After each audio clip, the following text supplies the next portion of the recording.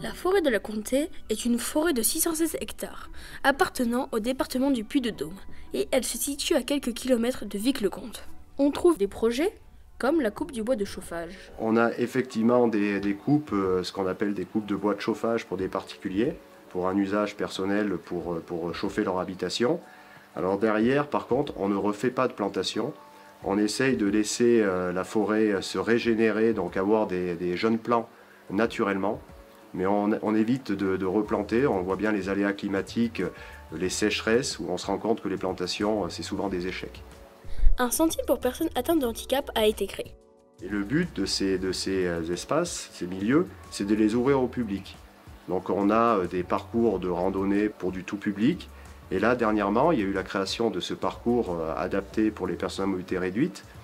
Et donc ce parcours fait à peu près un linéaire de 1 km. Et on s'est rendu compte qu'il était arpenté par différents publics, que ce soit même des publics familles ou des personnes âgées. Dans cette forêt, on peut trouver différents animaux, comme par exemple le pic-et-pêche, la salamandre tachetée, le sonneur à ventre jaune qui est une grenouille, le chevreuil ainsi que le renard. On trouve également différents types d'arbres tels que le douglas et le sapin qui sont des conifères, mais également des feuillus, comme le chêne, le charme, l'alisier terminal, le tilleul et le frêne. Des scientifiques peuvent prélever seulement des échantillons de végétaux tombés et ou au sol.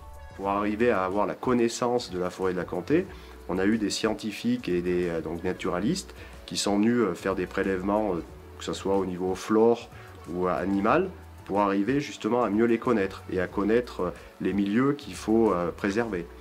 Si on prend l'exemple comme du sonneur, par exemple le petit crapaud, eh ben on va se rendre compte qu'il faut justement avoir des zones humides, des mares, des choses comme ça, et pour favoriser son implantation.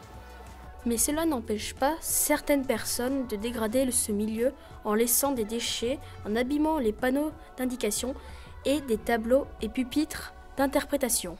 Oui, on a des personnes qui n'ont pas encore les gestes de mettre dans les poubelles, donc on retrouve parfois des déchets. Après, il peut y avoir des personnes justement qui vont prélever des choses telles que de la flore protégée.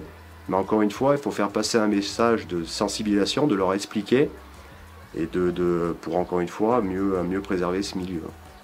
Donc, pour toutes les personnes de passage ou personnes intéressées, il y a la Maison des Espaces Naturels où des personnes peuvent vous renseigner, telles que Cédric Tournadre et bien d'autres. De plus, il y a des expositions qui sont régulièrement changées.